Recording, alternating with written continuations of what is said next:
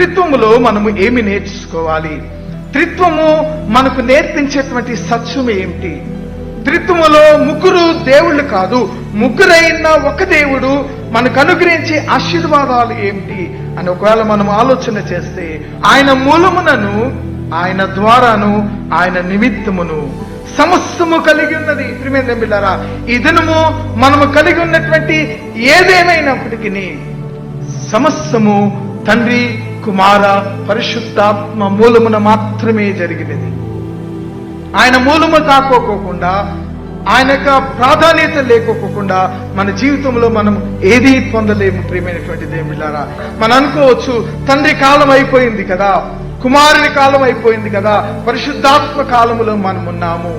ప్రియమైన దేవుళ్ళారా, తండ్రి వేరు కాదు, కుమారుడు వేరు కాదు, పరిశుద్ధాత్ముడు వేరు కాదు.